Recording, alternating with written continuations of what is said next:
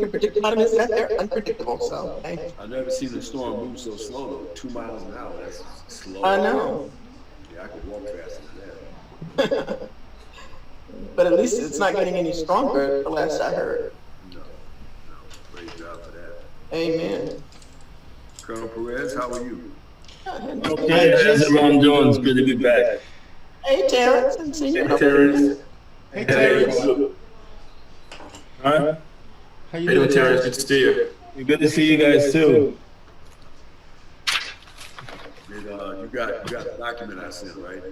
Yes, thank you so much. Yeah, they dropped me from the class. Had some issues that I didn't do my certification, so the VA didn't pay, so they kicked me out of class. And I couldn't get it done to this week because I finished my treatments up Friday. So I had time to work with them yesterday and today. I'm still not done with everything. But I'm feeling a little better. Well, I'm glad you're feeling better. Yeah. We did miss you. Yeah. I miss you guys too. I miss school. Yeah, well, I'm so thankful that in this particular class we have people who have expertise in business and administration already. So, I need you guys to kick in and chime in and help us out as we struggle through this.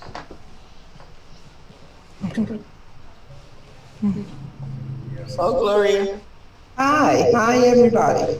Gloria, hi. Good to see you, my dear. Good to see you all too. I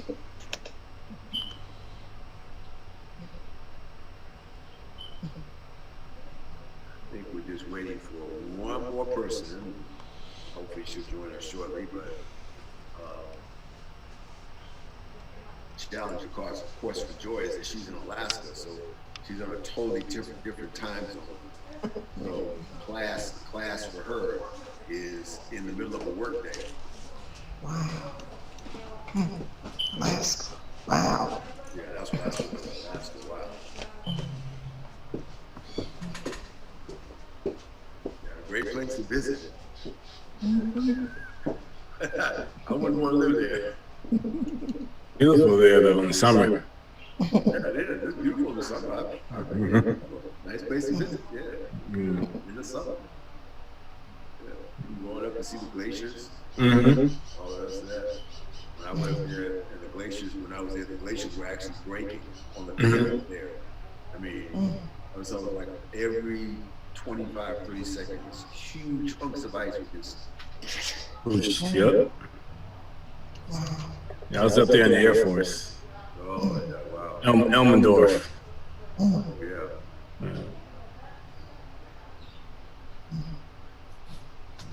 You survived the winters, I see. Yeah. I only spent one winter there. I was there for a year. It wasn't so much cold as it's dark all the time. Half the year is dark. Yeah. And then in the summer, you don't know, it doesn't get dark. It's just a little dusky, but it's daylight all the time in June. Couldn't handle that, man. Well, we're going to go ahead and start. Maybe Joy will join us in a little while. We'll go ahead and have a word of prayer. And we're thankful, Terrence, that you were able to come back and join us and that your treatments are going well. And praise God for that. Yes. It's always a pleasure to see Colonel Perez in his uniform. Official. I don't know where Jonathan is this evening. He won't join us yet either. That's fine, baby. Sister Gloria Williams. Yes. Since you happen to be down there in the South trying to escape Sally. Yes. You might need to pray. Well, yeah, I need to pray about a lot of things. Well, why don't you open for us then? Okay. Dear Lord in heaven, we're so thankful to be able to meet in this class once again, to be able to learn more about you and learn how to evangelize and reach the lost souls. We're so thankful for so many blessings, dear Lord, just life and health and strength, and for safety from the many things that's happening in this world right now. And I ask that you would bless each and every one of our students and our instructor, dear Lord, and continue to lead and guide us to where you would like for us to be. And dear God, we just ask that you would be with us in the midst of this class, dear Father, and help us to learn all that you would have us to learn, dear God. And bless our families and heal their illnesses and sickness and the bereaved families as well. And again, we thank you so much, and please give us strength and be with us in this trying time. In Christ's name I pray, amen. Amen. Thank you very much. Tonight, I want you to open your Bibles, if you would, to the book of Philippians, to a very familiar passage of Scripture, Philippians chapter 2, and also, so find Philippians chapter 2, and then beginning with verse 3 through 11. And then also, I would have you open your Bibles, or you're working on an electronic Bible. Also, you just jot this down. Isaiah chapter 14.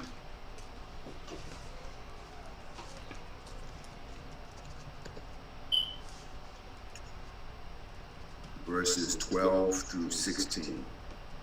Isaiah chapter 14, verses 12 through 16. And I won't comment on this because I want you just to look at this. Undoubtedly, you've seen these verses before, so it's nothing new that you perhaps have not seen. But I want you to compare and to contrast for me these two verses and the leadership styles that are exhibited in these two verses. I want you to compare and to contrast them for me. So I want you to look at Philippians chapter 2, and there is a leadership style there, and also in Isaiah chapter, what did I just say? Isaiah chapter 14, verses 12 through 16, there's a leadership style there. I want you to look at them just for a few moments, and then compare and contrast these two leadership styles.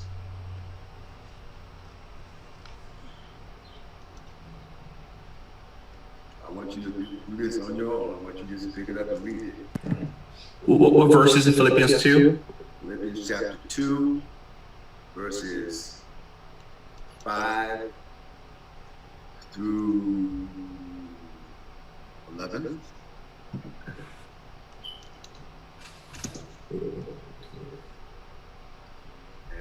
Isaiah chapter 14, verses 12 to 16.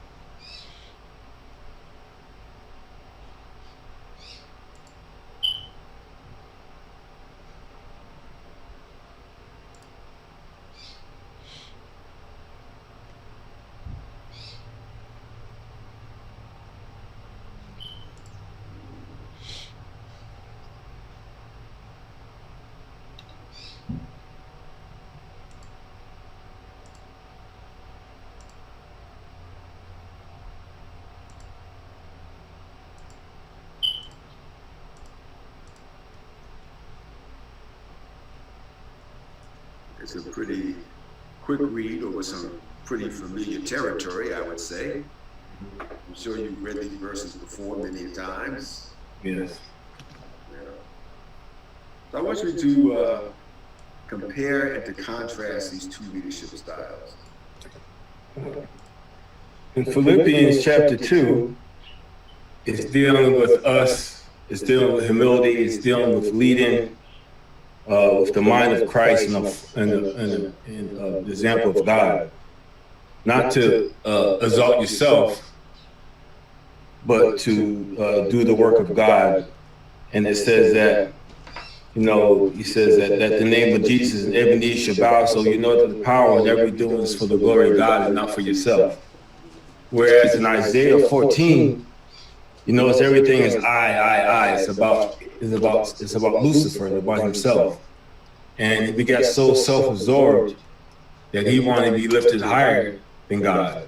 He wanted the angels to bow to him. He wanted all the glory to go to himself. And at the end, it tells you that when you have that type of leadership, that you'll be, verse 15 says, you'll be brought down to the lowest depths of the pits. And those who see you will gaze at you and consider you, saying, in this man who made this earth tremble. So we know that because of his self-righteousness and his self-absorbedness, that those who saw him saw the evilness in him. God saw that, and that's why there was a war in heaven. Whereas when we read in Philippians, it's all about the goodness of God, and it's not about exalting yourself. It's about doing selflessness. It's not about attaining the glory for yourself. It's not about making a name for yourself or a reputation for yourself. It's about serving God and bringing the word to those that you come in contact with. So that's the difference I see in the two leaderships. Anybody else want to add to that? Yeah, just to add to Terrence, in Philippians 2:5-11, we see an example of someone, Jesus, who humbled himself, and because he humbled himself, he was exalted. But when we look at Isaiah 14, we see the total opposite. We see someone who wanted to go to the north and be all the way on top, but he was humble. So one person humbled himself and got exalted. The other person exalted himself and was humble. What's worse? Oh, that sounds interesting. You think that's very practical? I mean, when I look at the world in which we live today, it seems like the people who exalt themselves get exalted. For a moment. For a moment? For a moment. This is my experience when those who are self-righteous and humble themselves, as fast as they go up, as fast as they come down. You can't stay up there. But those, I think about when I was a child, the local leaders in my neighborhood, the local pastors, even my dad, who were very humble and didn't look for any recognition. When they passed and died, their legacy still lives today because of the work they did without looking for any recognition. It was about helping your fellow human being and being humble and showing love. Where those who were doing it for the wrong reasons, in the beginning, yes, they were lifted up and everybody knew who they were, but in the end, they always got crooked. They got caught up in the wrong things and they fell. So that's what I've experienced. Okay. Francine, you want to say something? Yes, I do. I see it more as Jesus Christ following a servant leadership kind of role, where he's leading people, as you say, by being humble, but showing them the way to do things and working with them. Whereas with Satan, he was just trying to exalt himself. You can't do everything by yourself and achieve very much. When you're putting yourself up, you're leaving out and not giving credit to the people who are working along with you, and you're not going to really get very far, and you're not going to get a lot of cooperation. But if you go in and you're willing to work and cooperate with people, you can get a whole lot done instead of putting up I, me. Right. My thoughts. Yeah, absolutely right. A lot of wisdom. Daniel, you got your hand up? Yeah, I just want to add to Fran's comment. There's two types of leadership are completely contrary to each other. One is the leadership of, I'm here to serve you, and the other is you, and the other is you're here to serve me. So they're like opposite from each other completely. And one has a good intention, and the other one has bad intention. Well, it's kind of interesting. I love Philippians because you see that the road to exaltation is really self-abnegation, right? So the lower you go, the higher God exalts you. And it seems so counterintuitive, especially in the world in which we live today. When we see somebody like Donald Trump who sits in the White House, he chose to exalt himself, and look at where it got him. He got to be president of the United States of America. So sometimes in the world in which we live, that is distorted by sin, the very principles that God finds abhorrent are what men cling to. And unfortunately, a lot of these ideas about leadership have crept their way also into the church. But I love Philippians because it says, he became obedient unto death, even the death of the cross. Now, it seems to me, I have yet to find very many leaders who are willing to die for the people that they lead. You know, I was counseling a young couple. We were looking at the book of Ephesians chapter 5. You're familiar with Ephesians chapter 5, where, you know, it talks about wives, submit yourself unto the husbands as unto the Lord, for the husband is the head of the wife, is the head of the church and the Savior, right? And so I said to the sister, I said, well, sister, are you willing to submit yourself unto your husband as unto the Lord? She said, I don't know about that, Pastor. That's a hard word. That's a hard word.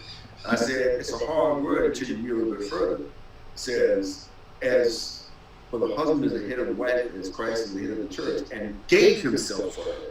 In other words, the husband is his responsibility, if necessary, to die. The Bible doesn't ask the wife to die, right? But the Bible asks the husband to die. So the greater obligation and the greater responsibility is on the man to keep the relationship going and not the woman, right? So I said to her, if a man is willing to lay down everything for you and give everything for you and hold nothing back from you, right? And to make sure that all your needs are taken care of. Can you follow that man? She said, I'll follow him anyway, right? Right? Because the road to exaltation is self-abnegation. And the one indicator of a relationship in an organization is out of balance when you see somebody trying to exalt themselves. When you see that, you know that's not a godly administration. It's not a godly administration. So, I thank you for that, for your little comments this evening. And I want to start off by sharing something with you that perhaps you are been familiar with already, because I'm not going to assume that you guys are blank slates. That's not what we want to see right now. We want to see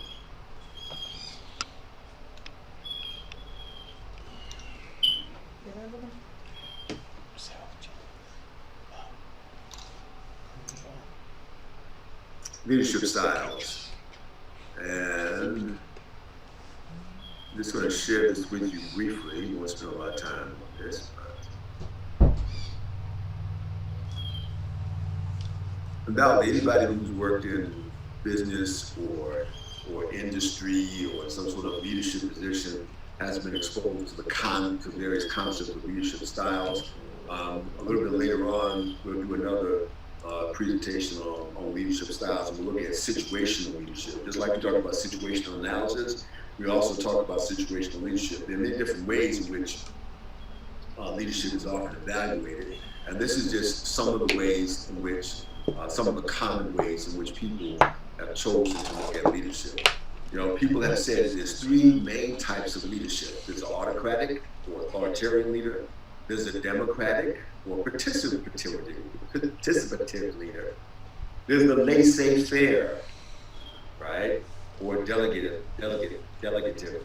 And I don't really see those as the same. I mean, I think this wording is slightly off. Laissez-faire. Anybody know what laissez-faire means? No. Laissez-faire. I can't hear you. Kind of, and I think of laissez-faire, I mean, not really assertive, kind of just laid back and not a decision-making type of leader. Right. Yeah. Laissez-faire actually comes from the French. Hands off. Right. Hands off leadership. In other words, you sit back and you just allow stuff to run itself. Right? You don't interfere. And I do think that's different than a delegative leader. What would you say the difference is between laissez-faire and delegative? I do think there's a difference. Well, a delegative leader kind of sees the strengths of his people and puts them in places to handle different areas of the leadership, where a laissez-faire leader doesn't get involved at all. They just kind of let it run its course. Right. So next time when I present this, I'm going to pull that delegative down to another level because I don't think laissez-faire and delegative are the same way. When you delegate, the only way that you can delegate effectively is you have to be able to see your organization. You have to know the strengths of your people. You have to be willing to work along with your people in order to maximize their potential so that your organization grows. Right? So these are the three main types. But then there are two other types that have come into popular parlance. There's a charismatic leader. You know, there are some leaders when they just walk into a room, everything stops. Y'all know people like that? Yep. Maybe you are those people, right? You are those people. When you walk into the room, everything stops. When you walk into the room, every head turns and says, oh, there she is, oh, there he is. We all know people like this, right? They don't have to do anything at all. All they have to do is show up. Now, I happen to know somebody who has that sort of natural charisma. I think Uwe probably knows him too. He used to be the pastor of City Tag, right? And I don't know if you know what I'm talking about, Pastor. The elder. Abraham Jules. Yeah. Because you know, when Abraham walks into a room, everybody just immediately knows that Abraham is there. True, right? And Abraham has learned how to master this and maximize this because Abraham is never on time, right? If he's coming to an event, he waits until the event is going very, very well, and then he walks in, and everybody says, "Oh, there he is!" Right? He just has that natural charisma to him, right? And that's often a great advantage if it's used properly. If it's used properly. And I'll say about my friend Abraham, he used it properly, okay?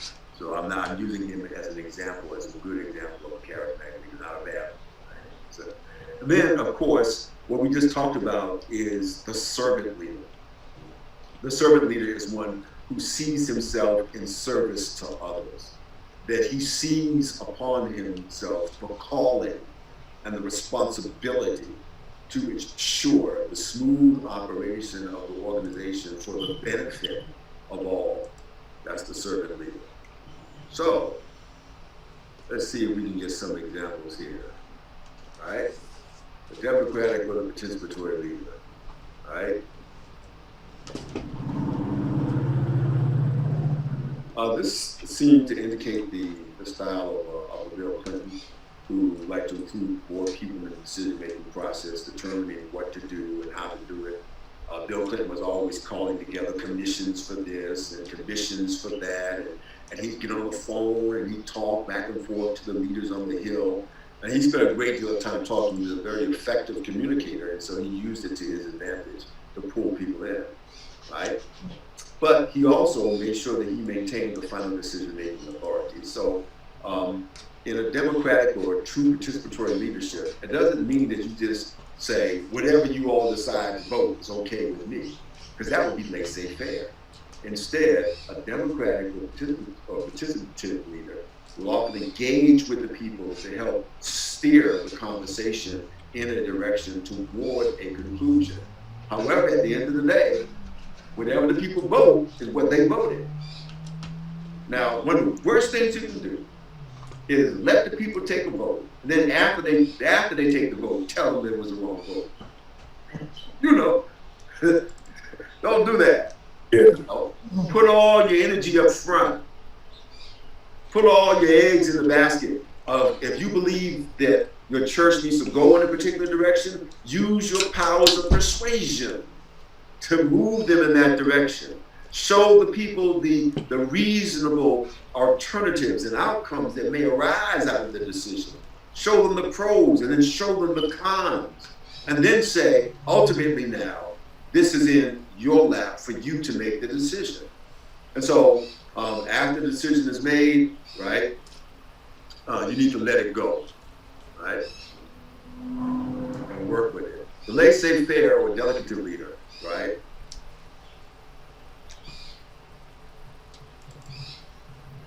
Seemed to be more like a George Bush type, right? Allows people to sort of make their own decisions. One of the things that was characterized by his administration was Dick Cheney was making decisions. that perhaps should have been left to the president, right? The leader is still responsible for the decisions that are made. However, somebody else is making them. You don't want to be in a position where other people are making decisions for which you have to answer. So if you think you're going to have the answer for the decision, then own the decision, right? This style allows greater freedom and responsibility for people, but it's often sometimes an unchecked responsibility. The charismatic leader, oh yeah, Barack Obama. Even to this day, I could be sitting at home watching my TV with my wife, my mother-in-law lives with us now, my sister-in-law is visiting with us the last several weeks. My daughter's in the house, so right now I'm in the house with four. Yes, I have survived. I'm a real man. But when I come home, I was like, oh, Jennifer is home. But if Barack Obama comes on TV, Barack is on TV. So Barack Obama was he had that thing going through that true charisma, right?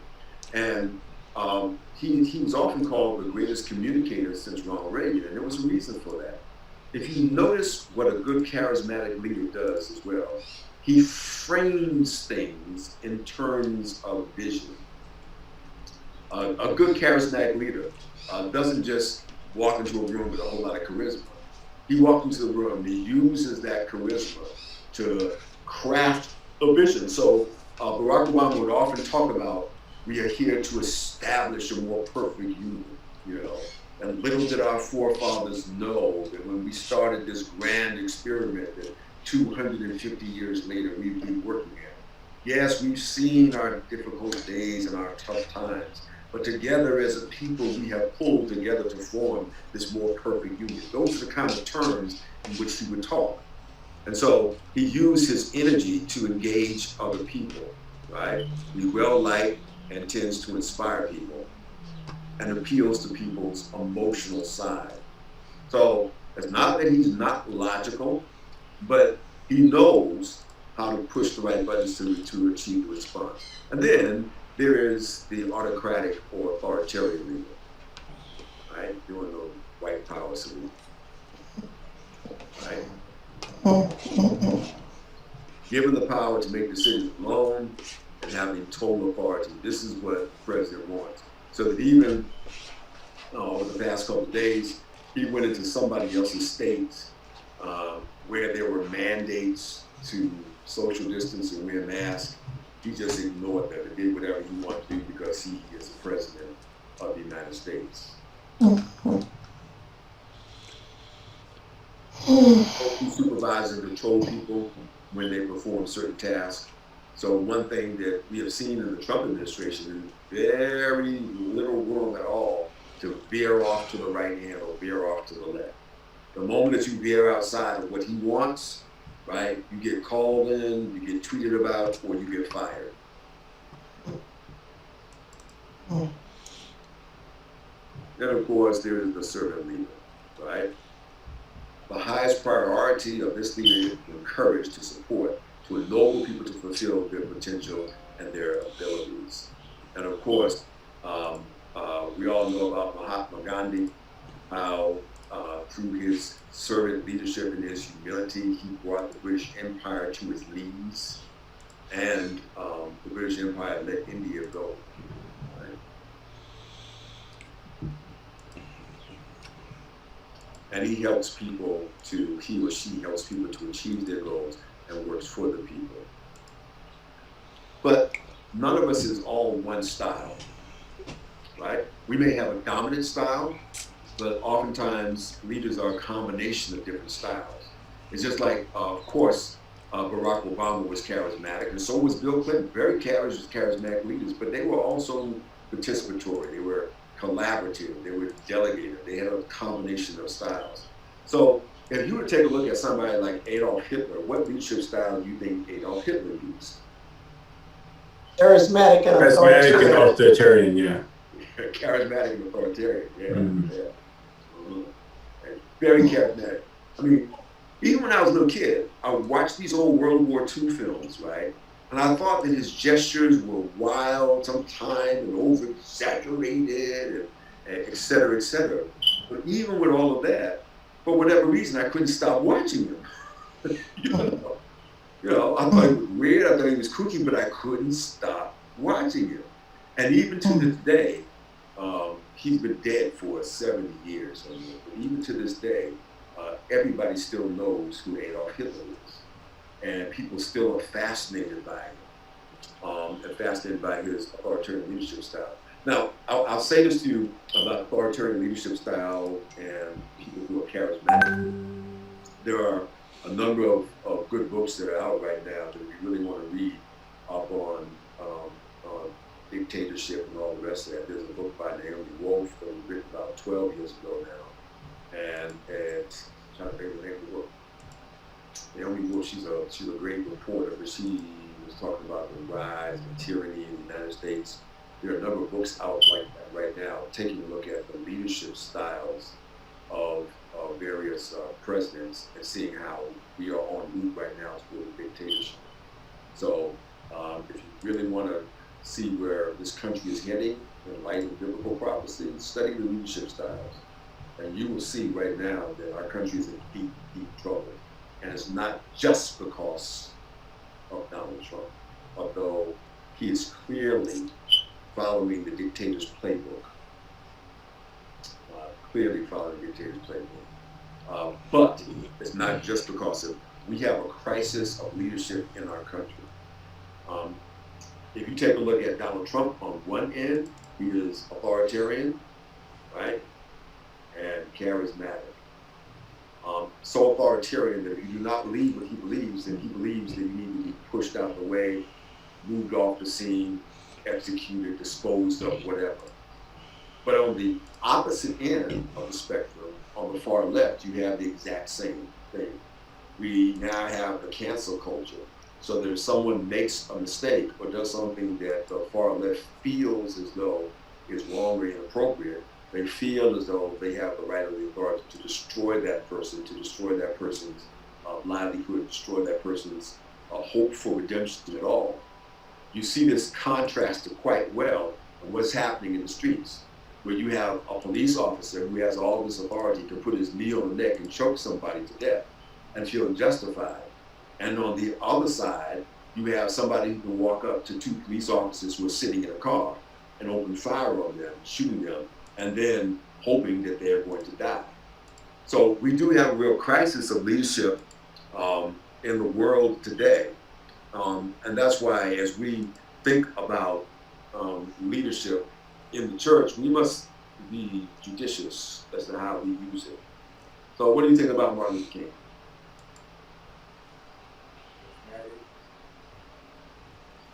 Just a pin. Yeah, he was very, very participatory, right? Yeah.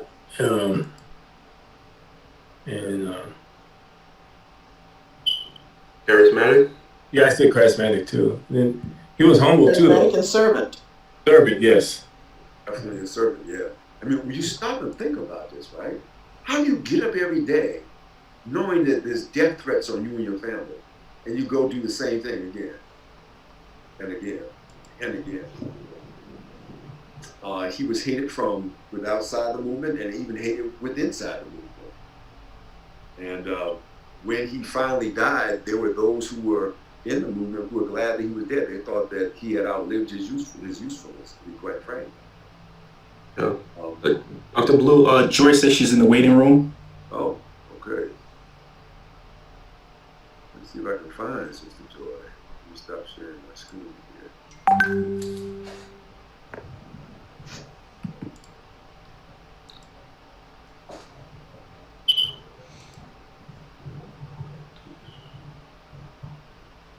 Welcome, Joy. We're just talking about leadership style. So we do see that there's the autocratic, the democratic, laissez-faire, charismatic, and servant leader. And we have looked from the Bible in Philippians chapter 2, and we all know that the greatest leader, of course, was Jesus Christ, the greatest servant leader of all. Oh, in your leadership style, I just want you to think about how you approach things, right? So, which leadership style do you think is most effective? Which leadership style do you think is least effective? Kind of tell me that already. Which style do you like leaders to use when they are in charge of you? That's a good question. Which style do you like leaders to use when they are in charge of you?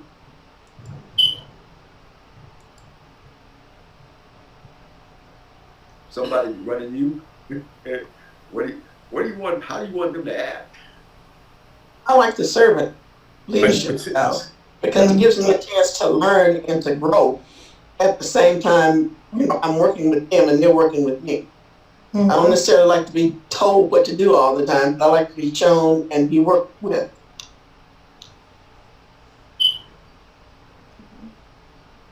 Participant too, and also the delegate. Because sometimes I think that, especially when you're first getting into things, and I first was getting into church leadership, it felt good to be delegated a little authority that shows that they have confidence in what they see in you, and it helps you want to be more involved. Where if you don't get the ability to have some type of responsibility, you're just constantly being told, you kind of just don't really grow. You don't get a chance to make mistakes and learn from them. So I like kind of a combination of a couple. But what leadership style best defines you, Sister Gloria? What best defines me as what kind of leader am I?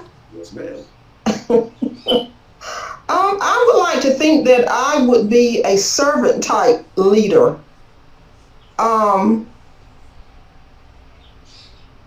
The charming type. With my personality, I'm rather quiet, as you may see, and I'm reserved. So I would definitely, and I can be authoritative, but I would definitely like to see the servant type. I do voice my opinion when need be, but more of a servant type for sure. All right. Jonathan, are you out there? I need to hear your voice.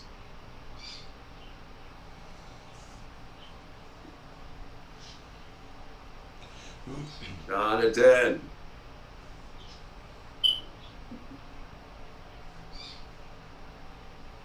He stepped away for a moment. Mr. Jordan, we haven't heard you today, so what leadership style do you think best describes you? I'm sorry I'm late. I just joined and barely got to read that slide. Yeah, I know you. I know we all know you're on a different time zone, right? So we have the autocratic leader, Donald Trump, the Democratic leader. Do we have that presentation, Doctor? You will. Oh, okay. Yep. You will. The laissez-faire, the charismatic, or the servant leader.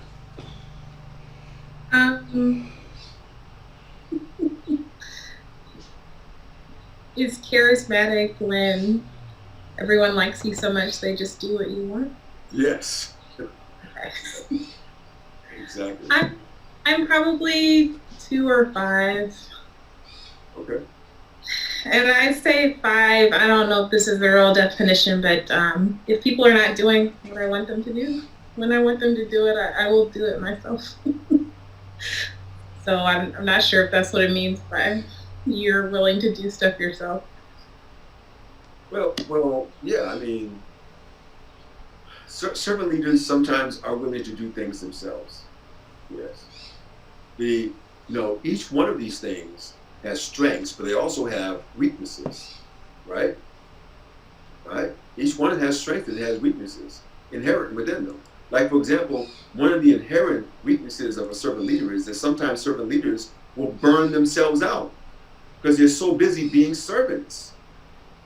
And if you tend to be a servant leader, then you also often have to check yourself. Those of us who've been in the social services field, we all know the reality of burnout. And Those of us who are in ministry, we often have to guard ourselves judiciously against burnout. Because if it's within you to serve, naturally within you to serve, then sometimes you may not have an off switch. You might need to have somebody around you who can check you for you, because you can actually destroy yourself. I've known so many people who couldn't make it this far down the road in the ministry because they burned themselves out. So there's an inherent weakness. What do you think the inherent weakness is in being a charismatic leader? Daniel, what do you think the inherent weakness is there? For the servant leader, For the charismatic leader, for the charismatic, what's the inherent weakness? I think one of the weakness could be like, I don't know, people may take advantage of the kindness and not take them too serious. Okay, all right. That could be true. They could take advantage of it, not take it too seriously. But there's another inherent weakness in the charismatic leader. There's a big weakness in the charismatic leader. Falling in love with yourself and believing that you have everything, Yes, and not listening to those around you. You start uplifting yourself. Yeah, smoking your own pipe. Yeah. Yep. Yeah. Like the old folks used to say, you're smelling yourself, right? So the inherent weakness of the charismatic leader is to rely upon your charisma and not sweat the details. Because you know that at any given moment you can just say stuff and folks will just follow you. And so sometimes you can lead them down the wrong pathway if you're only relying upon your charisma. What's the inherent weakness in the laissez-faire leader? Direction. You sit back and let the chips fall as they may. There's no direction given. Yeah. When you let them fall where they may, they will fall. What's the inherent weakness of the democratic leader? Waiting for everyone to agree. Waiting for everybody to agree. And you know, sometimes, right, if you have to sit there and wait for everybody to agree, you don't get anywhere. You know, it's nice to build toward consensus, and good leaders try to build toward consensus. However, you don't allow that consensus to be the albatross around your neck, because at some point you have to step out there and lead and say, this is the direction that we need to go into. And then a good Democratic leader does what he or she has to do to get the votes. Yeah. And the inherent weakness of the autocratic leader, which we can see quite clearly these days. Get everybody that follows you. If they don't follow you, you cut them off and get rid of them. Yeah. The autocratic leader, very much like the charismatic leader, can end up actually destroying an organization because it tends to center around self. Okay, well, I just thought that I'd bring that to your attention. I'm going to stop sharing this one. I want to spend just a few moments before we go on to look for you. This assignment 1 and see how you are faring thus far. This assignment where you're supposed to pull up all the information that you need and all the rest of that. How have you been doing with this? Have you gotten that sense of this church? Have you been able, some of you have turned in the information, but I want this to be an ongoing process, because no matter how long you are someplace, there's always more to be mined, more to be dug. And so you need to have this as a continual process. And this stuff is going to be useful to you as you begin to think about that next step. And I want to talk to you about that in just a moment. So collecting the demographics of your church, right? The history of the church, the context of the church, the leadership core, right? And the finances. Those are things that, we want you to collect, and some of you have turned them in, okay? From here, the question is, as you are beginning to assess your church, what opportunities for ministry do you see arising out of the data that you have collected? What opportunities for ministry do you see arising out of the data that you've collected? So I want to know, as you have looked at this, have you thought about constructing a ministry to your church in your context based upon the data that you have found? And why have you thought about that? I'm not asking you to make a commitment today. I just want to know what you've been thinking.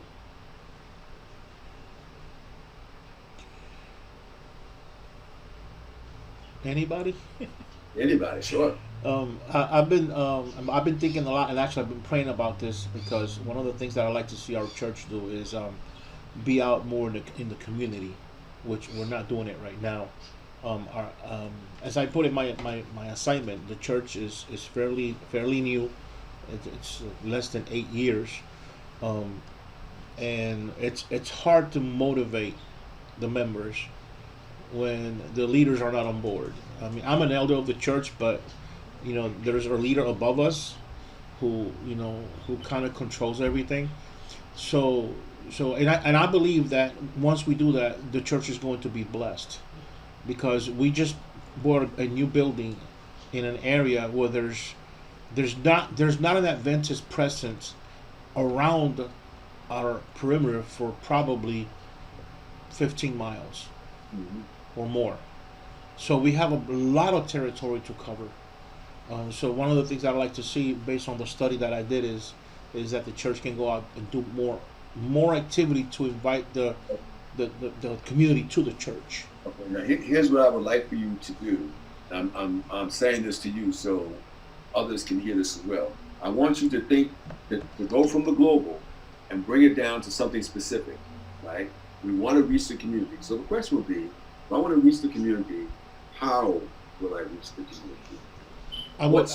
What specific program or outreach will I do? And I know that many of you are also taking another class right now in urban evangelism. And research.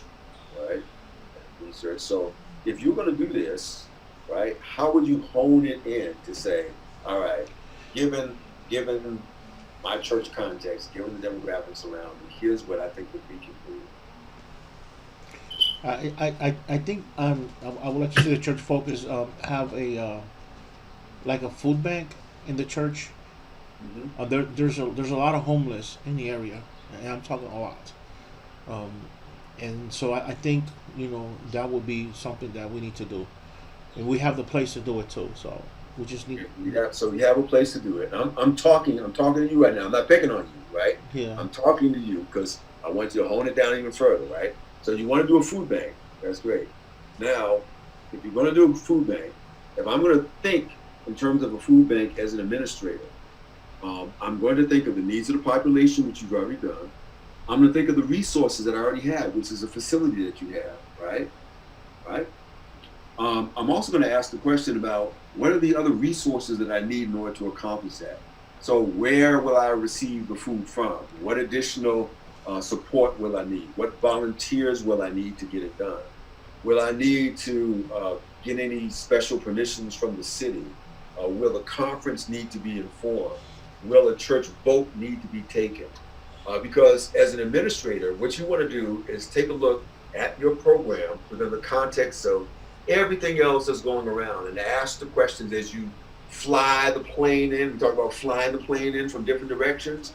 Look at all those directions, and by looking at all those directions, that'll help you to be able to answer the question. The other thing is about the budget.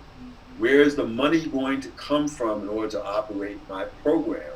Will it come from the donation of the church members? Will it come from external sources? If so, what are those sources? Are they government sources? Are they conference sources? So as you are thinking, Daniel and all of you, about what you want to do, then start asking those kind of questions. Thank you, Daniel, for that. Who else has been thinking? I've actually been working on a project with our first elder and our pastor. Our church is located in a middle-class neighborhood. It's very diverse, but our church isn't diverse. My church is 99% Caribbean.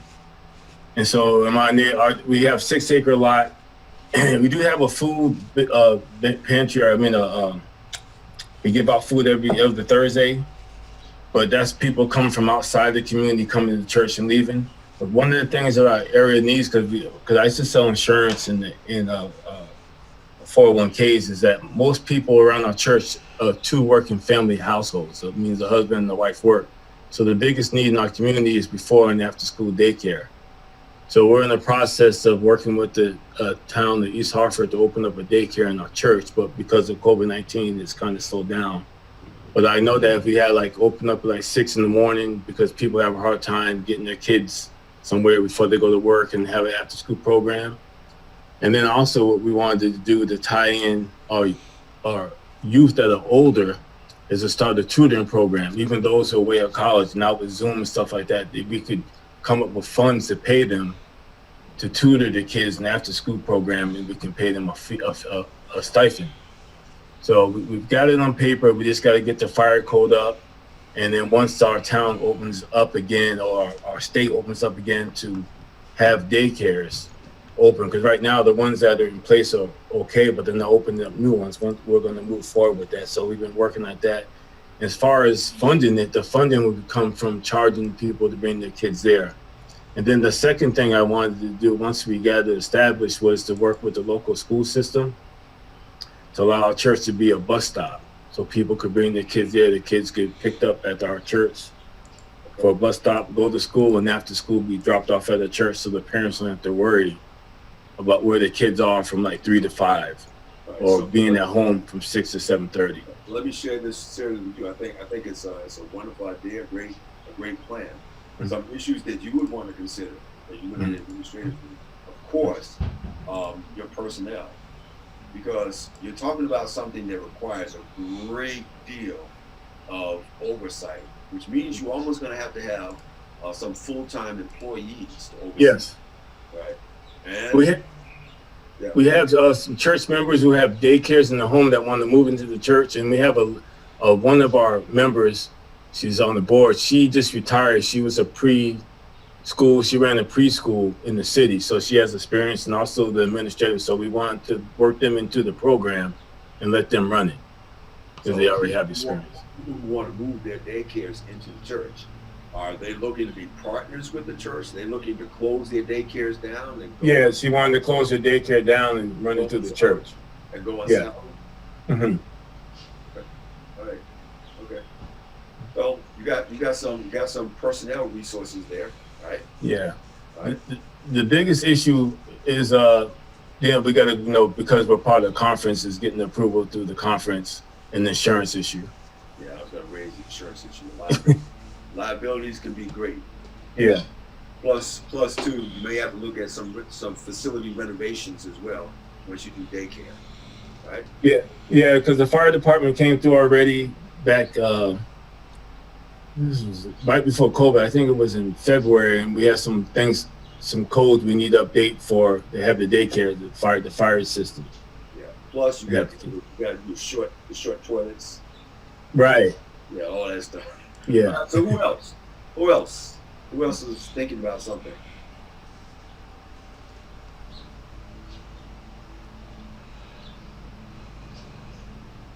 Well, I have, I'm thinking about, we're doing, a project for the research class, and my project, I would like for my project to be a transitional house, a home. We have the land on our church grounds. The income in the church, I think, of the members is pretty good. We've done some fundraising before for different projects in the church, and we always exceed the amount that we're trying to raise. Is someone in the church that's very, very good at that. That's one way of getting the funding, and another way is faith-based grant, a faith-based grant to do that. The city is a lot of poverty, and with COVID, I'm imagining that a lot of people are being laid off of their jobs. Businesses have closed, and so they're being evicted. They need a place to just transition, and at the same time, the evangelistic effort would be that we could give these people that's staying there a consistent Bible study. Okay, so then let me see if I can encapsulate the vision. So you want to do a transitional house for people who are perhaps currently unemployed or currently homeless. You want to transition them back into employment and to stable housing. Yes. So, class, you have any questions for her? Anything that you would say to her? Say, well, listen, Gloria, why don't you think about this? You guys have a house on your land, or you're going to plan on building one? We do not. We have a house that's not livable. We have so we can't do anything with that house. But yes, we would have to build, which I know that can be expensive. But for my idea, I would think maybe modular homes perhaps would be cheaper, or what they call maybe teeny homes. That's coming out right now, that's real popular. But at the same time, it will be single people and perhaps children, families as well. I'm not sure, but it's not going to be on a large. I wouldn't recommend a large scale, many houses. But what we could accommodate on the land that we have surrounding the church. Okay, all right, thank you. Anybody else want to chime in on her?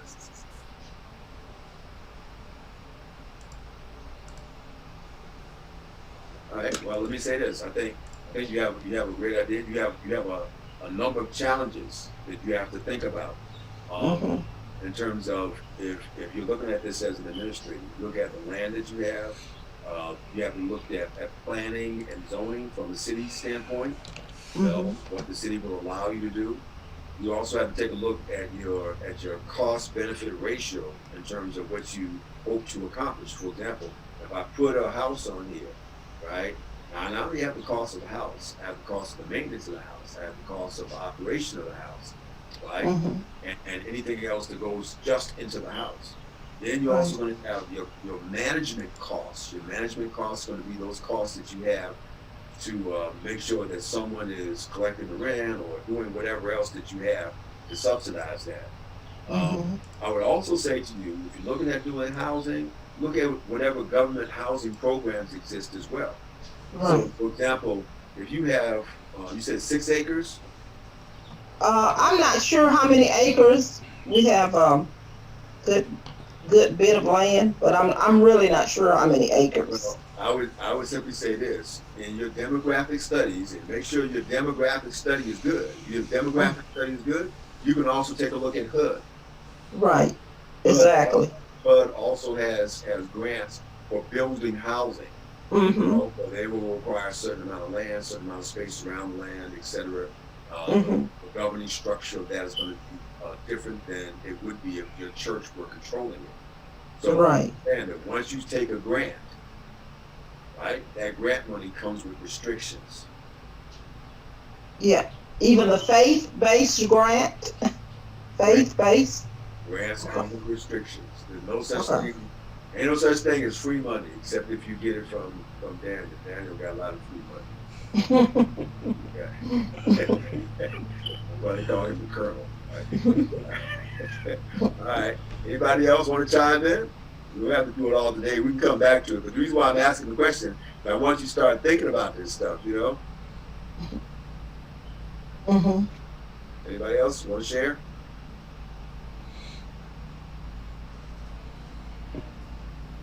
Well, looking at my church demographics, in particular when it comes to age, I'll say my church is an older church, and what I've been thinking about is start doing programs or things to engage the youth. We have things for the young ladies in my church, but nothing for the young man. The last time we had like a rites of passage when Elder Brooks was still alive. in my conference, the Northeastern Conference, and he was very active with City Tab, I think FSS, and some other churches. We've not had that. So I've been thinking about looking at the demographics of my church in terms of age, and I'm thinking about bringing that back to life in City Tab, my church, looking for ways to engage the youth.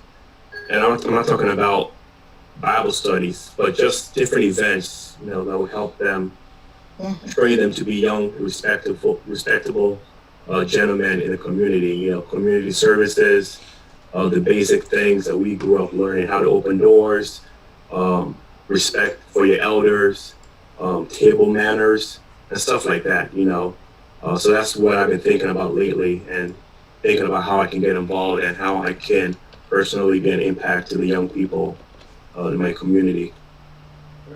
Sounds like a great project. Yeah. Now, I'm gonna put on my pastor hat for a moment, right? I'm gonna put on my AY leader hat for a moment, right? Now I'm the AY leader, and I'm saying, that elder Uber, all of a sudden he coming up with some program to help the youth. Here I am, I've been working with the youth all this time, and all of a sudden he's gonna come up, Pastor, what you gonna do about that, right?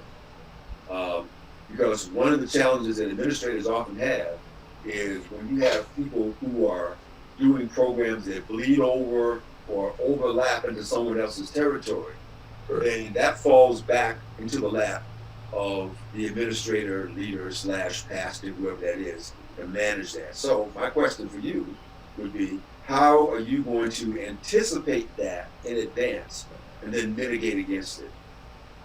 Right. In my church situation, a little bit different because the AY leader is working on my team right now in terms of my vision and plan for the young people. Okay. And AY is a little bit different because AY is more general. I'm thinking about more of something that will be more of a one-on-one mentorship, that each person as part of this youth program will have a mentor, and we'll all have, the interactions on a one-on-one basis versus AY where people show up and they're out. So this is more of a personal touch, what I'm thinking about. All right. So you anticipated that, you incorporated Right. All right, good. Yep. Anybody else? Jonathan, I ain't heard your voice today. How are you today, sir? I'm fine, sir. I'm here and listening. It's good to see you, sir. You too, sir? Yes. Have you thought about working with your church and what you would like to do? Oh, yes. So, it's possible Daniel help me for Sí, él está preguntándote que So yes, so I understand. Daniel's going to help you with the lecture. Okay. In your church, what kind of work would you like to do? What kind of program do you want to implement in your church? en tu iglesia, Jonathan, ¿qué tipo de programa tú te gustaría implementar que no hay en estos momentos? Bueno, mi iglesia es una iglesia bien amplia. My church El is, tema en cuanto a los programas, está bien organizada. our church is very ample when it comes to program. They're very organized. Es una iglesia que está dirigida por doctores, profesores de la misma universidad. It's a church that is all the leaders are doctors and even professors from the Oakwood University. Y ya estamos trabajando, los estudiantes de teología vamos a trabajar en las diferentes iglesias, hemos estado predicando, hemos estado compartiendo la palabra. So as students of theology here, they send us to different churches and we work and we preach the gospel. Yes. En lo especial, en lo particular, yo estoy trabajando con personas que necesitan consejos para poder crecer en su vida espiritual. So in particular, I'm working with people, counseling them and teaching them how they can grow in their spiritual life. Y estamos trabajando también con personas donde le hemos llevado alimentos. And we're also working with people, giving them food. tanto físico como espiritual. Es decir, The el physical, trabajo. physical food and spiritual food. So Don, what I want you to do Lo que yo quiero que tú hagas is to pick one area of focus, que te enfoques en una área and I want you to develop it y quiero que tú desarrolles esa área, into a full program que hagas un programa grande entero Ok, perfecto. that includes other people que incluya otras personas and you be the director. y que tú seas el director. Ok, perfecto, perfecto.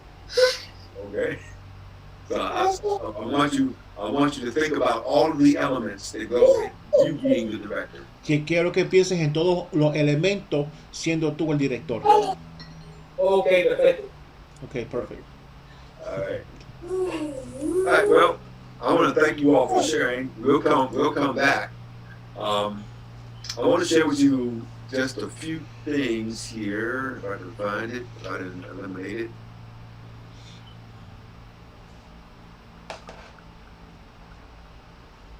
Excuse me just one moment here while I go back and find what I'm looking for. I think I may have closed it accidentally.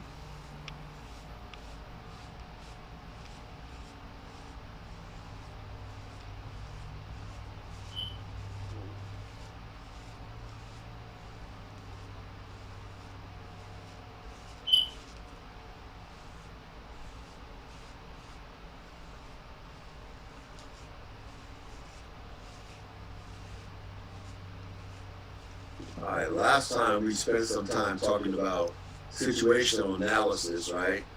We went through some of these items.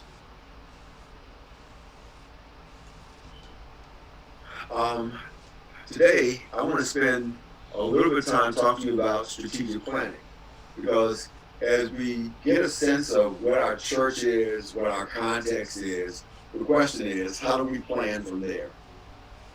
I think we do need to spend a lot of time in the analysis initially, looking at the context. But if all you do is analyze all the time, you get stuck in what some people call the paralysis of analysis. And so some people never move past the analysis to implement anything at all, because they get stuck there. But we don't want to get stuck there, okay? So we want to spend a few moments talking about strategic planning, all right? Strategic planning can be a vital tool for business as it provides companies with what kind of objectives there? Measurable objectives. Why is measurable objectives important? Why is that important? You gotta be realistic. You gotta be realistic, right? Huh? Why else? Well, objectives, you can set goals, you can set budgets, what it's going to cost you to meet that objective. If you don't have things to do that, how are you going to get? You can't say I'm going to build something, don't figure out, okay, how big it's going to be, how small it's going to be, how much permit's going to cost. You have to have all that in play to see if it's feasible. All right, so the measurable objectives allow you to align your resources, right? What else? If they're not measurable, how would you know you met your objectives, right? So they have to be measurable so you can know you can check the box and met the objectives. You're absolutely right. You don't know that you got anywhere unless you can measure it. Yeah. Right? I can say I'm going to run a mile, and I get out and walk to my door, and I say I ran a mile. You say, well, based upon what? Based upon the fact that I said I ran a mile. That's like Donald Trump yesterday, looking at the fires in California. And the people are trying to tell me, well, Mr. President, according to the science here, we got a problem. And Mr. President turns around and says, oh, don't worry about it, it's going to go away. Based upon what, dude? Based upon what? Right? He was so lost, he didn't realize that the fires were in federal forests, and he was saying if you raked and kept it up better, we wouldn't have so many fires. But if he understood what he was dealing with and had measurable objectives, he would have known that he wasn't providing the resources to take care of the federal land.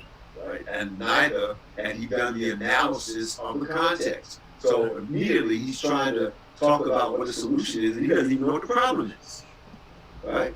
So measurable objectives help in the decision-making and planning process, right? So that you can be clear about what you're going, right? Where you're going.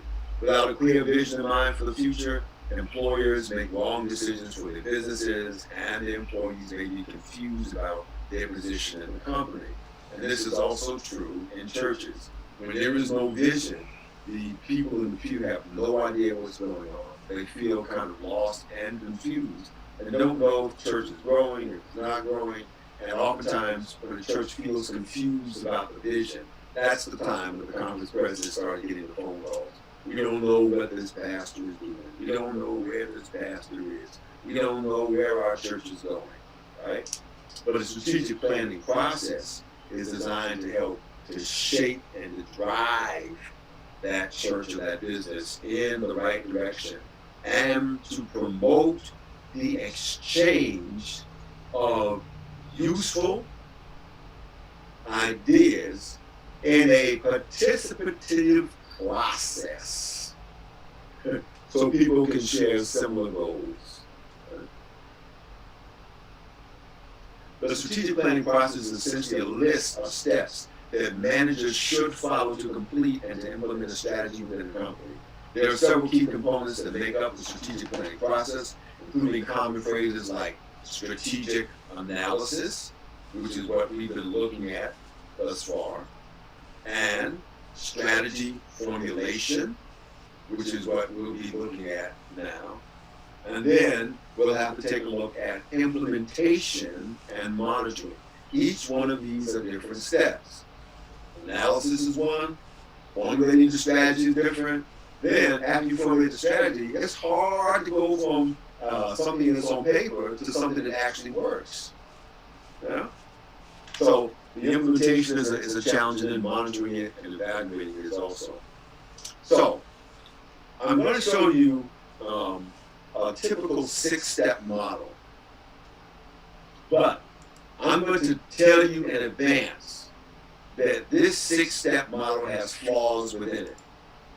And I want to see if you can identify the flaws that are inherent in this 6-step model.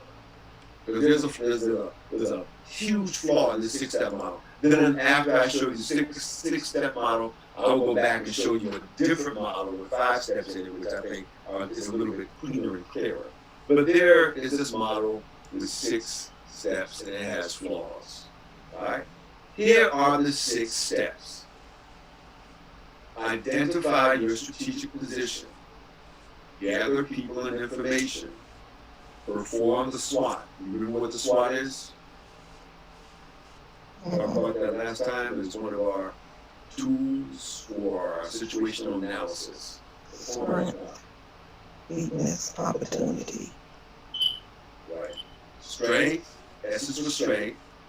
Right. W is for Weakness, weaknesses. O is for opportunity. And T is for Threats. threats. Right. And you remember last time we said that our strengths and our weaknesses, those are internal. Our opportunities and our threats, those are external. So when we take a look at our strengths, we want to know what strengths we have inside of us that can help us to get to where we want to go. What weaknesses will undermine what we're attempting to do. But outside, we look at what opportunities exist that we can take advantage of, and what are the threats that are out there that could shut us down and eliminate us. So perform the SWOT analysis, right? Then number 4 is to formulate a plan. Number 5 is execute. Number 6 is to constantly monitor. There is a flaw in this order. Should number 1 go after number 3? What do you think? You're asking the question, or you think you sleep? I think so. Why? Because it should be hard to develop your position before you've gotten information and maybe other perspectives together and found out your strengths, weaknesses, opportunities. Very good, Grasshopper. Yes. I think four. Yeah. I think four should be before two. You think that Formulate before two? formulate a plan before you gather people information. It's like you're putting the process together, and then once you have the process together, then you can get the people. Because if you don't have a plan, you don't need the people without the plan. I'm guessing. I don't know. You don't need the people without a plan. Well, let me ask you a question. If you don't need the people without a plan, you need the people to help make the plan. Well, yeah, you will have a group. You will have a group of people to help you with the process, with the plan. But like I would say, like if I was a pastor, I would try to have the process put together and formulate a plan with the church board, and then involve the church. That will be gather the people. That I will gather the church and information. I don't know. I may be wrong. Sorry. I would probably start with number 2 and then go to number 1. Got the people and information, yeah. Get the people to get the information, then we can all identify the strategic position and get all and perform the SWOT and everything else. Because more than me, we have to have input into what's going on. Why should I bring people in after I've made up my mind? But if I get everybody together, then we can look at everything from a lot different angles other than just mine. I can't see everything. And by having their input, we can gather more information and know which direction we really should be going and formulate a strategic position to go from there. My thoughts. You want to, I wouldn't say use the church board, depending on what your project is. You want to gather the people who have some kind of knowledge of the project you're going to make a committee. And then I would formulate a plan, identify the strengths and weaknesses and opportunities and threats, and then identify your strategic plan, then execute. You have a plan, then you kind of narrow it down after you figure out your strengths and weaknesses. I think this is our Lord. I go people, formulate a plan, do my strengths and weaknesses, then 1, and then 5. Identify your strategic position. My strategic position would be number 1. And so I think I would formulate a plan. Number 4. Number 2, then I would probably, number 3, perform the SWOT, and then gather the people and information. I'm assuming that I'm going to gather the people, maybe the members of the church, and we're going to talk about it. We're going to talk about my plan, perhaps. And then from there, execute and monitor. Perhaps. Well, I like to do number 4. I like to formulate a plan first. And then, but whenever I do that and then you go to number 2, I either get really very annoyed when people pick apart your plan, or then you have to listen to everyone else's plan and you really already have your own. So even though I prefer to do number 4, I feel like in the spirit of whatever, it's better to do number 2 and 3 first before 4 or 1, only so that you can legitimately consider other people's ideas in case they are better than yours. Otherwise, I feel like, me anyway, I could just be looking for ways that their plan is not as good so that we can go with the one that I've already formulated. I've seen this kind of thing play out at work a lot, so I try to make it more neutral, where it's more open to anyone's ideas first. But that's hard to do. Well, I think that I appreciate you all chiming in on this, because it does require you to think a little bit, right, about how we get to where we want to go. Because oftentimes you're right. A lot of times people start with a plan. They formulate a plan, and then they spend the rest of their time trying to find a way to make everybody go along with the plan. Yeah. I mean, you get that a lot on your jobs, where somebody comes up with some idea, they have no idea why they came up with that idea. They just came up with a plan, and then they ram that plan down somebody else's throat, and then everybody's supposed to line up with it. If you don't line up with it, then you're not with us, you're not on board. All the rest of us, we've all been there before. I think that one of the flaws of these 6 steps is the fact that they really are out of order. They really are. When it says number 1, identify your strategic position. You don't know what your strategic position is. Yeah, exactly. You know, how can I identify something you don't know what it is when you haven't taken the time to do the situational analysis, right? Your situational analysis is going to tell you what your strategic position is. So you really, truly have to spend the time saying, okay, if I looked at this thing in terms of the quadrants, the 4 quadrants, worship, fellowship, stewardship, if I looked at this thing in terms of the life cycle, if I looked at this thing in terms of the metrics, you know, the growth patterns and the finances, you know, all of those types of things. I looked at these things in terms of the 5 C's or the SWOT or the pestle analysis that we talked about. If I look in terms of those things, then I understand what my strategic position is. I understand where I'm situated. And so I would need to perform the SWOT before I identify my strategic position. I know that already. And as some of you have said, that it helps too. If you're going to do your SWOT analysis to include other people. Otherwise, you spend a whole lot of time on the back end trying to explain what you have just been through. Spend a lot of time. One of the things I did with one of my churches when I was in California is when we did the SWOT analysis, right, I had a whole lot of people participating in the SWOT analysis. And then after we gathered some data I had with church members, we took a Sabbath afternoon and we looked at the SWOT analysis. And I let people chime in their own personal observations in terms of the SWOT. Add things to it that perhaps we hadn't considered, or things that we had overlooked. By the time we got done, everybody was aware of what the strategic position of the church was.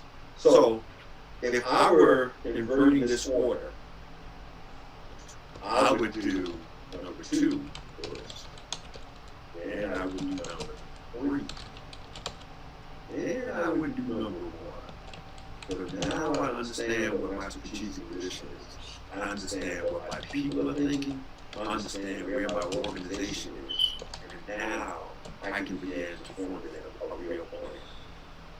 And of course, as Daniel said, I need people, right, in order to be able to implement the plan, to execute the plan. And so, you know, that number 2 that's there, gather people and information, of course, that can be dropped in again. You know, when you come to the whole idea of formulating and executing and monitoring, because you need to carry your people all the way through. So if you stop and think that good leadership is carrying your people with you, you start with your people, and at every stage, all along the way, you're carrying your people with you.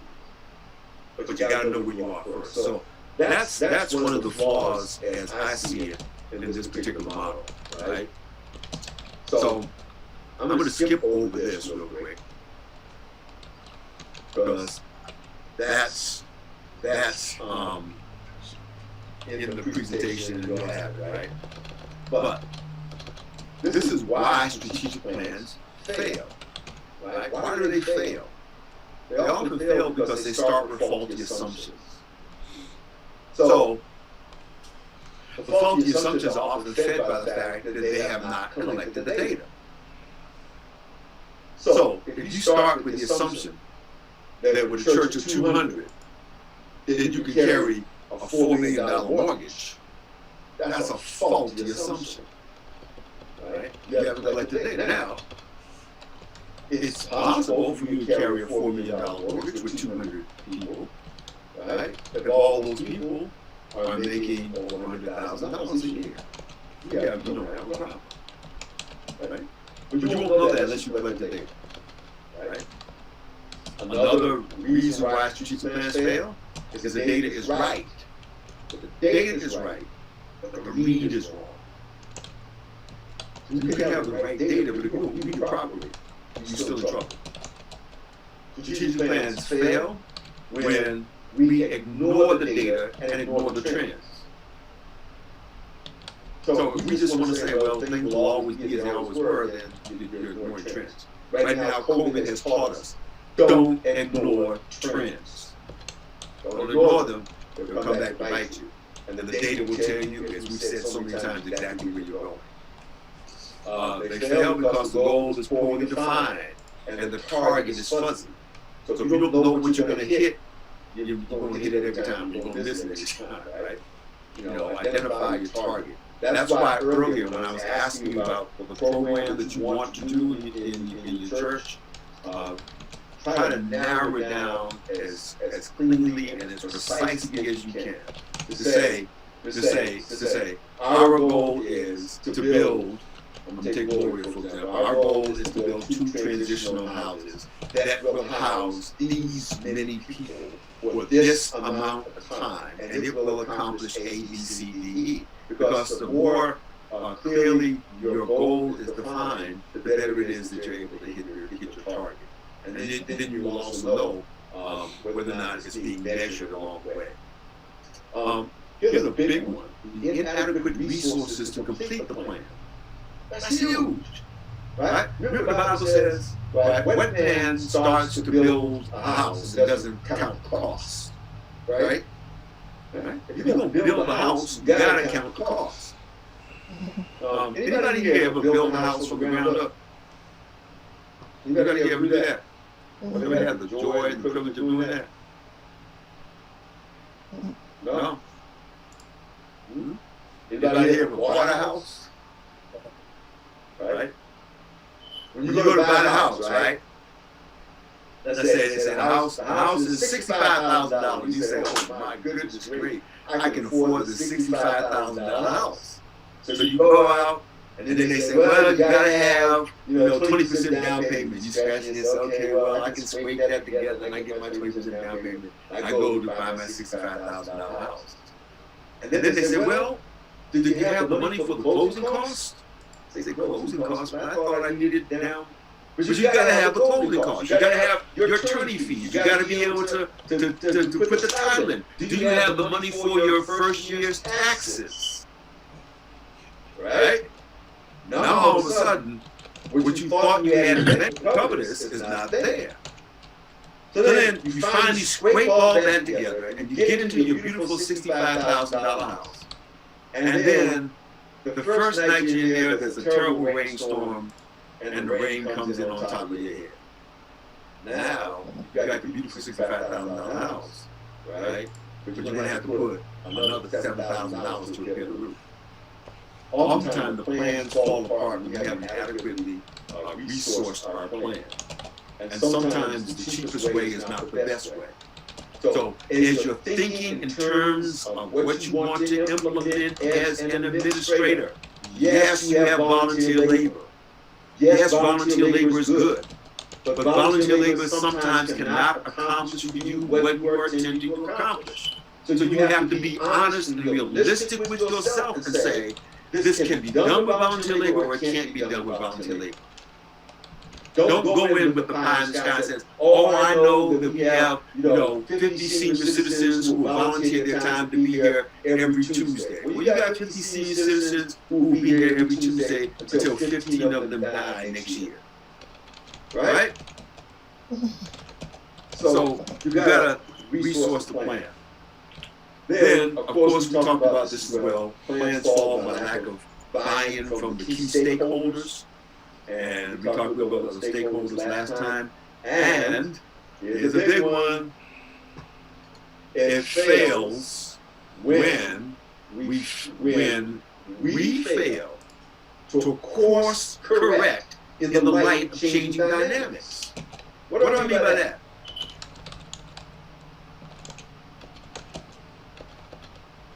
Going through your analysis, you see a change, you got to be willing to change your plan to accommodate to meet the ultimate goal of finishing your project. Things come up, everything doesn't work. A, B, C, and D. You have to be willing to revise your plan as a group before it becomes a major problem. You're absolutely right. That's why what Daniel was saying earlier is so important about having your people with you, right? You want to gather your people, gather the information, because the people and the information needs to constantly be fed back into the system so that you have to course correct, you course correct. A lot of times, if you're thinking about applying for a grant for a particular program, they'll give you, let's say you got a 4-year grant. They want to have the evaluations every year or every 2 years long grant. And after your first year evaluation, they may ask you, what have you learned? And does there need to be any corrections? Because they actually allow for course corrections in many grants, because they understand that your assumptions that you started with may have changed. There may be areas that you had not considered when you originally applied for the grant money.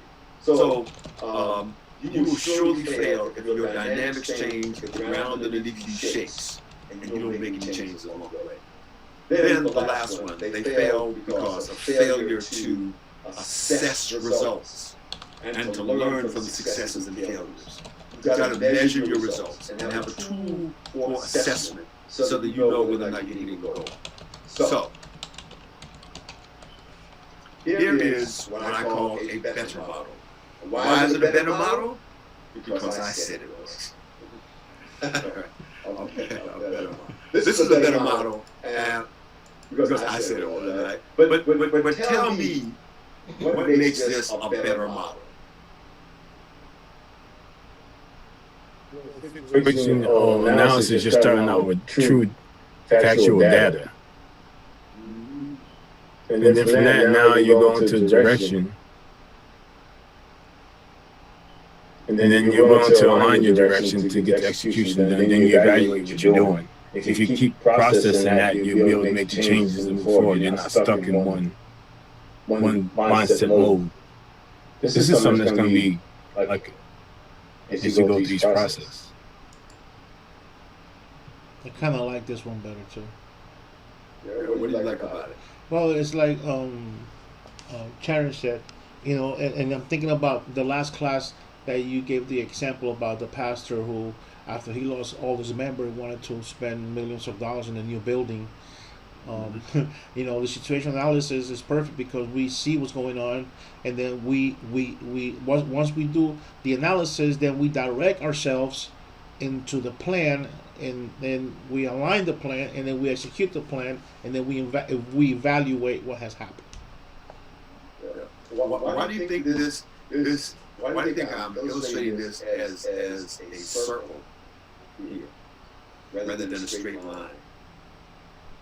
Because it's a continuous process, I guess I would say, that we have to work with constantly in our mission, in our ministry. You have to use the absolute right word, continuous. And most models of strategic planning and evaluation, and they use this a lot in college and universities, they often talk about continuous improvement. So, for example, the university, in order for it to receive its accreditation is everything in the university. Without accreditation, you can't offer classes, you can't receive financial aid. Accreditation is everything.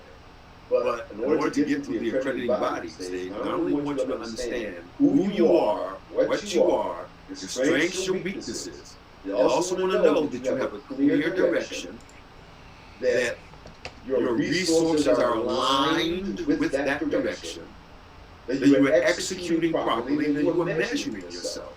And they want that to create a feedback loop. And in that feedback loop, you start the situation analysis all over again. So it is called continuous improvement.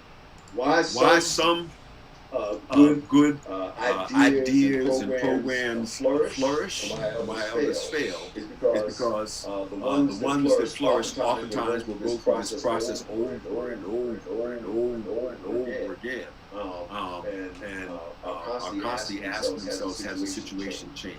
Do we need to change direction? Are the resources properly aligned? Do we have execution and evaluation?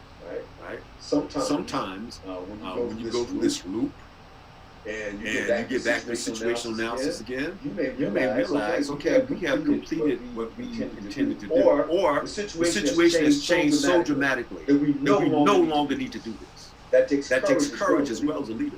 To get to the point to say, we've done what we started out to do, or the situation has changed so dramatically, we no longer need to do this. We need to either go in a different direction, start a new organization, realign our resources somewhere else, pull that execution piece out of there because we're not doing this anymore, right? Because we've evaluated what we're doing and our situation has changed. I'll give you an example. Many years ago at Oakwood, we started an organization, and we called it Advocates Against AIDS in Africa. We started the organization because myself and Dr. Gregory and Carol Allen and a few more, we were going over to Africa. We were doing evangelism work. We were taking students there, preaching. But we noticed that people were dying. Every day, people were dying. And as fast as you were bringing people into the church, people were dying just that fast. They were dying of AIDS. The AIDS crisis was at its height at the time. We were in Malawi, and one out of every 9 persons in the country at that time was infected with HIV. There were 2 million AIDS orphans. We started this organization. We went back year after year. We did some work. Finally, when I moved to New York and others didn't want to do it, I took the organization with me to New York. Continue to do alignment, execution, evaluation, take people on trips, help fund clinics and schools and supplies, and so many different things. Okay? But I noticed on my last trip that AIDS wasn't a big issue anymore. It just wasn't. You know, the government had done a good job. The things that we were teaching people, the government had now taken over. Supplies were coming in from the Clinton Foundation. They didn't need my supplies anymore. So after looking at the situational analysis and doing some evaluation, we said it's time to end this in this current iteration. Right? So this will help you tremendously, right? So you got to do your situational analysis, looking for your internal strengths and weaknesses, your key opportunities and challenges, and your key trends. In your direction. Your direction is driven by your mission. And we'll talk about that more next time too. Mission, visions, and values. Right? What's the difference between your mission and your vision? We need to clarify that for you. Your goals and your strategies. There's a difference between a goal and a strategy. Anybody know the difference? I spelled strategy. I noticed that, right?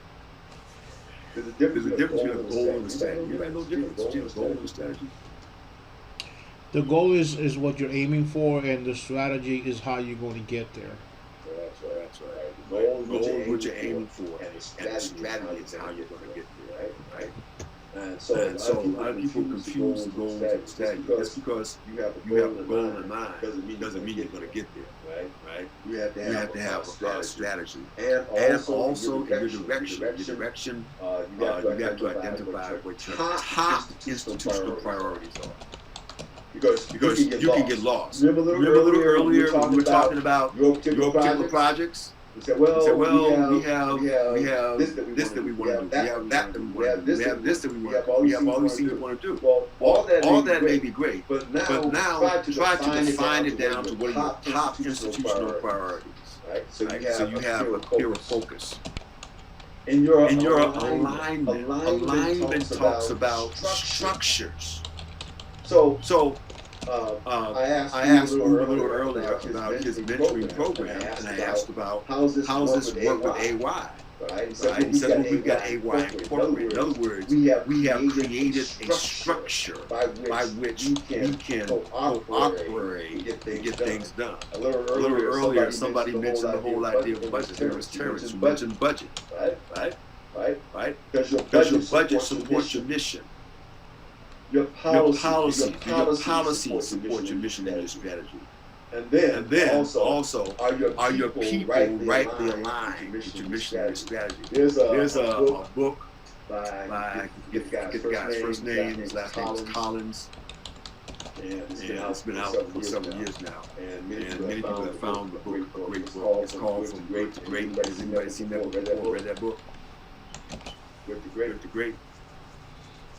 In this particular book, what he does is he talks about the alignment of people to accomplish mission. And he uses the analogy of a bus. And he says sometimes you can have a lot of good people on the bus, but they may be in the wrong seat on the bus. So you don't need to throw the people off the bus. You need to find out whether or not they're sitting in the right seat on the bus. And so a lot of times this alignment of your people with your mission and your strategies comes down to where people are sitting on the bus. Like if somebody doesn't know how to drive the bus, don't put them in charge. And just because a person has a title doesn't mean that they ought to be in charge of driving that bus. Give you a real life current example. Right now in my church, I told you before that we started a feeding program. We had 50. Now we feed about 500 families per week. Right? We have the largest food distribution in our section of the city of Orange Bronx. Okay. It does not, however, fall underneath community services. Even though I have a community services department, ordinarily it would fit right there. But my community services leader can't drive that bus. He can't drive. He's a good person, but he can't drive that bus. So I have a different set of leaders who are working specifically on that program. Because if that program is going to accomplish its mission, then I have to have the right people. One of the challenges that we all have as leaders is figuring out who the right people are and making sure that the right people are sitting in the right seat, and then having the courage when it's not the right people sitting in the right seat to make the adjustment after you've done your analysis, to make the adjustment so that you can accomplish what you're attempting to accomplish. And then there's your execution, which includes your integration and your action plan. Your integration is now that we've aligned these things together, how do we make sure that all the elements fit together like a piece of a puzzle? And then how do we have action plans to make sure that people accomplish them? Then finally there is the evaluation. We have to measure performance. Right? Did we accomplish what we said we were going to accomplish? Our learning. What did we learn about our successes and failures? And how does what we learn help us to make the necessary course corrections so that we're able to do it better next time around? So let me just go back to this one more time. Let's show this to you. Your situational analysis drives your direction, drives your alignment, informs your execution, allows you to evaluate, and then you can run that circle once again. So as you are now thinking about how you want to operate your church, I want you to don't use that first flawed one, right? For what you want to do. Use this model, this better 5-step model. I think it aligns better. So you have any questions for me, comments for me? You know, I like to talk a lot. I have a lot to say. Well, I do have a question. It's off topic, but I was looking at the syllabus, and it looks like the 8th week is next week. So when does our Zoom meeting ends? Classes end? But I know that I know how they have structured the class, and I know that they have a vision for how these things are supposed to be. But I'm here with you until you want me no more. I don't mind. I mean, it's better with you here because we have any questions we can ask you. Yeah. I feel like like the format that we have this class is really insufficient to give you all the adequate insights that you need to have in terms of church administration. It's inadequate. It's too short. It really is too short. So we can talk about that a little bit next week in terms of other things that we could do. If you want to continue to meet every week, we can. We can meet every other week. We can choose to meet a couple more times during the semester. But I do want to make sure that I'm giving you some things that you might find useful down the road. Some things that I'm sharing with you now. You say, okay, you'll understand it better by and by. One day, you're in the thick of something. And all of a sudden, one of these paradigms pop up in your mind, and you'll say, "What a wise, profound man of God that Dr. I wish I had set at his feet for another 2 semesters, and 2 hours a day, the soul of all of you, funded you." That's what you'll say. But because you're not there yet. And I understand the limitations of our time, our attention. And we can talk next week about where we go. But I do want to get through some of this strategic planning analysis for you and share a few more things with you that I think you need as you sit down and think about how you program your church. Then anybody else who wants to talk thereafter, we can sit down. Okay? My question is, do we have to do every assignment that's under this technical content? What assignments are you looking for us to turn in? I'm looking for the ones for you to turn in that are The reflections. associated with the lections. Like, for example, there's one that's associated with the church board assignment. One is associated with quadrants. And I dropped all those in under the first week. So when it says assignments, they're all just listed there. Only about 5 or 6 of them. Plus your final assignment that will be you take a look at trying to conceive of something in your church that you'd like to implement. So what I'll do next week as well is I'll outline a few things for that will make that easier. I would appreciate knowing exactly what it is that we have to turn in. I know I've done some of them associated with the lectures. As I've gone through a lecture, I've tried to finally do it. I know I probably am turning everything. I just need to know what to expect. Isn't it under assessments? I think I went under assessments, and then there's Dropbox, and then it has seem like the assignments by week. We'll clarify it because I start out. I have a philosophy. Our philosophy is this: every student starts out with an A, they just lose it. So the other thing too is that the purpose of class is not necessarily to make you sweat or sign class. So if you're learning, that's helpful.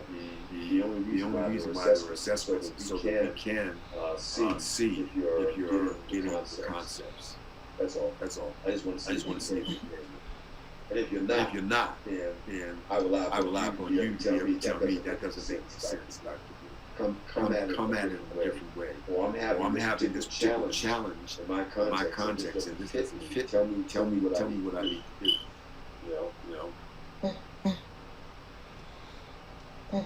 Okay. Thank you. it's good to see you all across the plain, from wherever you are in this great, vast country of ours. Be safe. Please pull you over, give me your license, and keep your hand at 10 and 2. Right? Make sure you go out to vote when it's time. If you can early vote.